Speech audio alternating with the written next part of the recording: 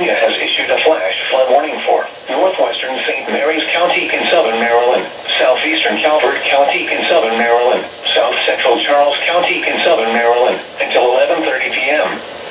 At 7:35 p.m., Doppler radar indicated thunderstorms producing heavy rain across the area. Up to 2 inches of rain have already fallen in the past 45 minutes. Additional rainfall amounts of 1 to 2 inches are possible over the next hour. Flash flooding is expected to begin shortly. Some locations that may experience flooding include Greenwell State Park, St. Leonard Creek, Flag Harbor, Calvert Cliffs, St. Leonard, Wicomico, Long Beach, Mechanicsville, Calvert Beach, Morganza, Tompkinsville, Hillville, Chaptico, Sandgates, Sauderley, Mount Victoria, Newburgh, Swan Point, Maddox, and Oakville. Turn around. Don't drown when encountering flooded roads. Most flood deaths occur in vehicles.